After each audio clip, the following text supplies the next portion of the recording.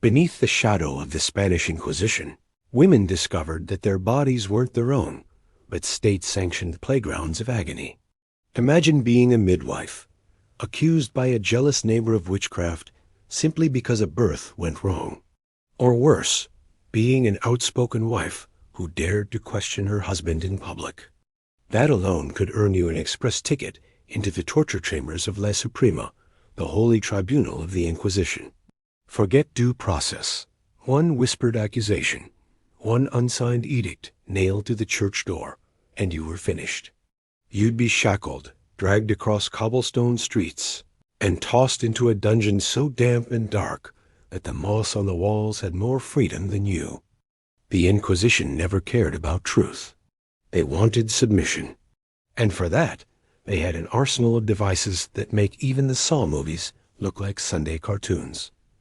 Take the strappado. It looks harmless, just a rope, a pulley, and a ceiling beam. No flames, no spikes, nothing sharp. That's exactly why it was terrifying. Women had their wrists tied behind their back, then hoisted into the air until their shoulders ripped out of their sockets. No blood, no gore, just the sickening sound of tendons snapping like rotten twine. And here's the kicker. The Inquisition called this moderate persuasion, because apparently, if you don't bleed, it's merciful. Never mind that most victims left the chamber with arms permanently paralyzed, joints ruined for life, or nerves so damaged they couldn't lift a spoon. To the Inquisitors, it was the perfect compromise between cruelty and piety.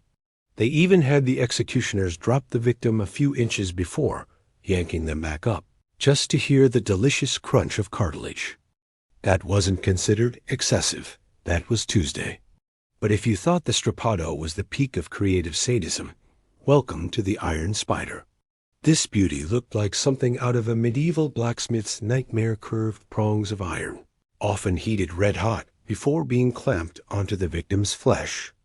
It was tailored specifically for women. Inquisitors didn't hide their obsession with female bodies. They weaponized it. The spider was pressed against sensitive areas, mutilating skin and muscle in ways designed not just to cause agony, but humiliation. Survivors, if any, were left scarred for life, both physically and psychologically. Because let's be honest, nothing screams holy justice like branding a widow for daring to live without a husband. The spider wasn't about truth. It was about domination. A ritualized reminder that the church could reach into the most private corners of a woman's existence and twist them into public shame. Of course, every good torture chamber needed the rack, the celebrity superstar of medieval torment. A simple wooden frame, ropes tied to wrists and ankles, and rollers that stretched the body until bones creaked and muscles tore. Picture a woman accused of sorcery, strapped down and interrogated in Latin, a language she probably didn't even understand. Refused to confess?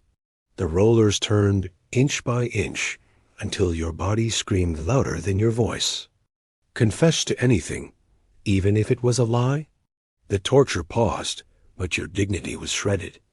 The irony? The Inquisition justified the rack as a means to save souls. Because clearly, nothing says salvation like being pulled apart like a roast chicken. And then came the piece de resistance of psychological horror, the pear of anguish. Shaped like a pear, made of iron, and divided into expanding petals, this monstrosity was inserted into the body and twisted open with a screw. In the mouth, it was reserved for blasphemers. For women, it was more often inserted into places that doubled as moral and anatomical targets. It didn't draw blood, which made it perfect for the Inquisition's bizarre obsession with clean torture. Instead, it shredded nerves and internal tissue, leaving victims in silent, indescribable agony. The Inquisition may not have kept neat records of its use, but later, torture manuals loved to showcase it, because even sadists need product catalogs.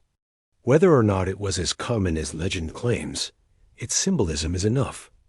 The female body is an object to be pried open, violated, and punished under the banner of piety. If all that wasn't enough, They strapped women into the judgment chair.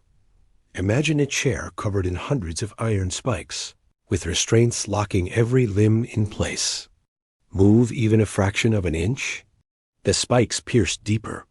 Some versions even had coals burning beneath the seat, turning the agony into slow-cooked torment. Victims could sit strapped in for hours, sometimes days, until their skin was shredded or infection set in. And this wasn't considered execution. It was interrogation. The chair didn't decide guilt. It simply made resistance unbearable. After all, when you can't breathe without stabbing yourself on iron spikes, saying, "Yes, I consorted with the devil," suddenly seems like the easier option. What makes all this even more revolting is the hypocrisy. The Inquisition insisted their torture left no blood, as though God preferred neatness over compassion. These devices were designed to leave victims alive broken, crippled, humiliated, but technically breathing. Death wasn't the point. Control was, and women bore the brunt of it. Healers, midwives, widows, even rebellious daughters. Any woman who lived outside the mold became a convenient target. Their screams weren't proof of innocence or guilt. They were just background music for a system that believed suffering was holy. It's easy to dismiss this as medieval cruelty, but here's the unsettling truth. The Spanish Inquisition lasted into the 18th century. That's right, while America was writing its Declaration of Independence, women in Spain and its colonies were still being stretched, spiked, and suspended by ropes in the name of purity. Centuries of ritualized sadism masquerading as salvation.